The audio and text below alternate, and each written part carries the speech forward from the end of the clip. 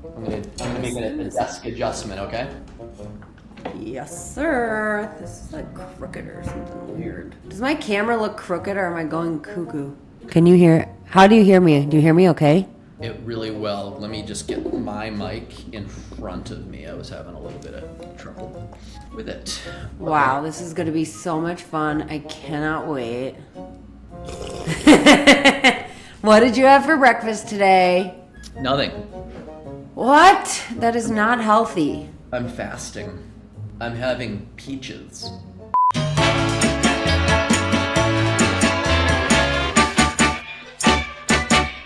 Last time on Wise Up on M&A, we dove into the M&A team boat analogy. If you had a small boat with only 3 seats for assembling an M&A team, who would you give those seats to? Those precious seats to, I should say. Brian Dukes walked us through seat number 1, the specialized M&A attorney. Not your family lawyer, not your in-house counsel, a true M&A specialist. And we left off with a big question: who gets the next seat? Today, we're finding out. Remember, if you're enjoying Wise Up on M&A, subscribe wherever you're listening. And if you're on the exit journey or starting to think about one, learn more about Exitwise to see how we can help you maximize your exit. Who gets the next seat? This is going to sound self-serving, but the M&A advisor, investment banker, or business broker. And that's probably a good point to highlight. Like, Stop. what are these things? Stop. Yes. Could you refer to that as the deal maker? Is that the deal maker? Better term. Yep. Deal maker. Let's call them the deal maker. So we have seat number 1, the M&A attorney, seat number 2, the deal maker. And you just said the deal maker could be one of 3 titles, if you will. What are they? Say it again.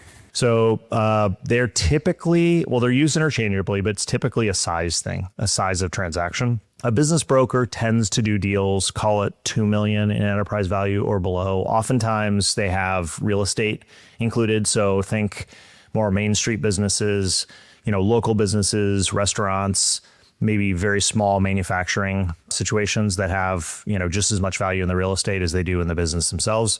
Typically, a business broker with a real estate license will take on those transactions. Above that, call it $2 million enterprise to maybe $20 million in enterprise. Tends to be called an M&A advisor. Many of the skill sets that you see in brokers are applied in M&A advisors.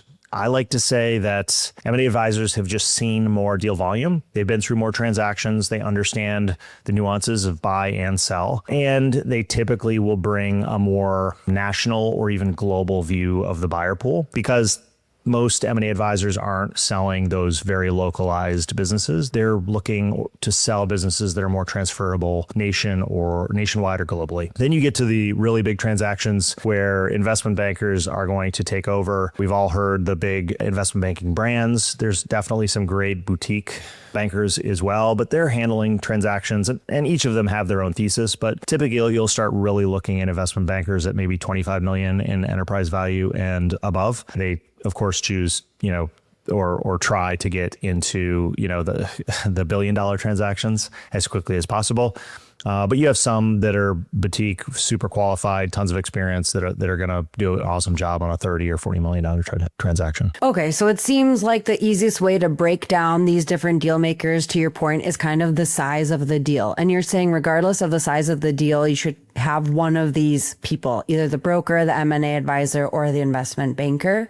Yes. And in a nutshell, what are they really doing? Like, what does the job actually look like? And I know it could be complicated. Let's try and keep it high level instead of the nitty gritty of what each of those 3 would do, but just like in a general sense, what they're doing. What is their role? There's a couple chunks of work that are really important when it comes to advising a deal or being a deal maker in a transaction. The first is organization of your data. You hear about data rooms, which is just it's just an online database of your materials, finances, contracts, other details of your business. They do all the organization, all the preparation of the materials that would be sent to the buyers. Second phase is outreach to the buyers and kind of initial negotiation conversations around the business. They find the buyers, right? That's a very Do they find unique the skill set. buyers? Many investment bankers and advisors will say we have this big proprietary database of buyers, which can be true, but most, especially in today's world, this is more about categorizing effectively who and what and why buyers are looking to acquire assets. And you don't have to have 1,000 conversations a week to do that. It's more about the competence to be able to find that core group of 20 to 50 real interested acquirers that are excited about the space. That's what that role is about. And every advisor, banker will probably do this slightly different. This is all about outreach to the buyers, initial conversations, and then starting to drive towards the deal making activities, which is you'll commonly hear IOI or LOI. Those are indications of interest and letters of intention. They're kind of the initial offer to buy your business. I guess a bit of a sidebar. We hear too often business owners that get assigned LOI and they're celebrating, the difficult part is over. And if we're using that analogy of the boat, in the ocean, you're like 10% of the way. So congrats, you're making good progress. You're not home yet. Yeah. We get into that next phase that can be anywhere from 2 to 5 months called due diligence. That's where your banker or advisor really should be spending a great deal of time. If they've done their job well, many or most of the materials are already prepared. But this is the phase in which a buyer is they're going to get into every aspect, every crack, every possible question that they can come up with to better understand the business, to validate the offer that they've initially given you. Unfortunately, many buyers will use that period to, we call it retrade, which means reduce the price on the deal. And the job of your advisor, your deal maker, is to hold the line again with proper preparation. It gives them the ammunition to hold the line as aggressively as possible. You get to the end of that 2 to 5 month diligence process, and they're working largely with the attorneys on purchase agreement and closing the deal in a good way. So that's the high level chunks of what a deal maker or advisor would do in a transaction. So we have the M&A attorney, the deal maker, which is either the broker, the M&A advisor, or the investment banker. And then there's one more spot that is reserved for sure. Who is it? Oh man, we did it again. Who gets seat number 3 on the M&A boat?